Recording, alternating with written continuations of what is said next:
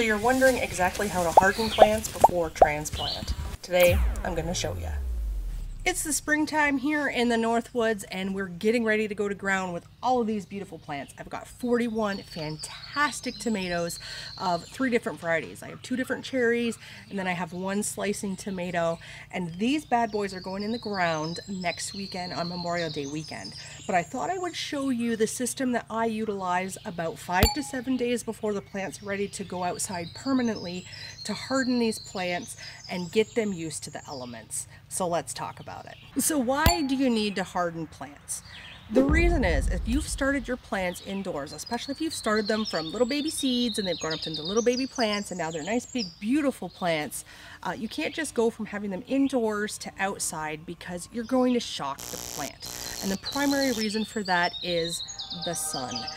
I grow all of my plants. The degrees of Kelvin I use is a 6500 Kelvin light, and that is a really good vegetative light. It promotes vegetative growth or large plants. It doesn't really promote fruiting because I want them to fruit once they get out to the garden. So it promotes the plants to be nice and big and beautiful. But when they come outside and they meet Mr. Sun, Mr. Sun is going to fry them alive if I just take them from those 6500 Kelvin lights and put them outside 24/7 without having a chance to get adjusted to it.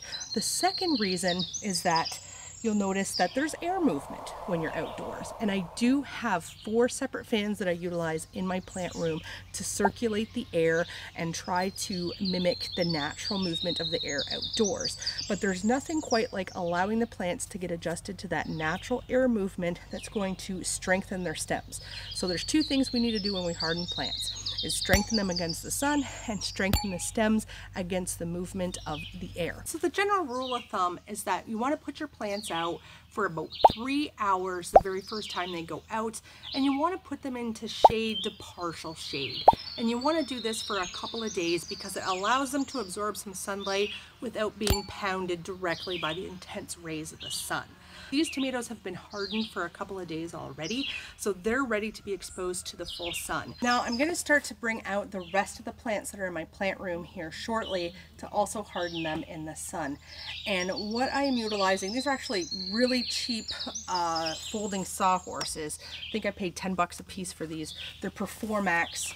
I got them at Menards. Now, depending on your situation, you may decide to put your plants directly on the ground. Here in the North Woods, we have a ton of critters, and just a couple weeks ago, I had porcupine wipe out my blueberry bushes. I was not very pleased with Mr. Porcupine.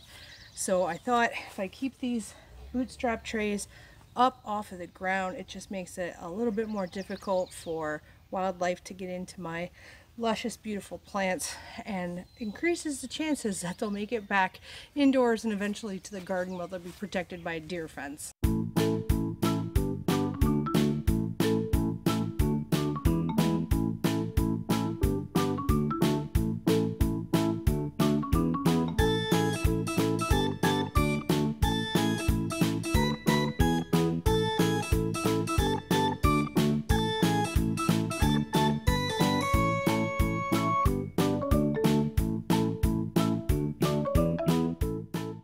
Now, if it's one of the first couple times that you've put your plants outside, you might notice that pretty rapidly they start to look kind of droopy and have leaves that feel kind of limp. And that's pretty normal the first few times that you expose your plants to the direct sunlight. So don't worry about it because these plants will bounce back as soon as you bring them back indoors and give them a nice watering. Now, if you do have a lot of bootstrap trays, like I do here, watering them with the hose while you're outside can be a really nice option. Now you can see these leaves after getting some water and sitting out here in the sun for a couple of hours. That wiltiness has completely went away and the plant has soaked up that water and it's thriving in the sun. And now I've got the second round of plants out here, which are most of my herbs this time around, a few of my squash, and then my juvenile kale and juvenile lettuce, as well as some bell peppers that didn't fit in with the first round. Now each one of these trays has a name tag that has a number on the tray and a number on the name tag with depicting what is on the tray and then listing what's on the tray.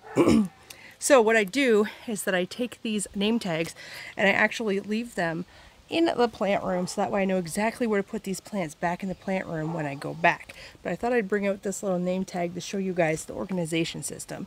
And if you guys want to see how I organize my plant room, I want you to click on that video. I'm going to link it up at the end of this one.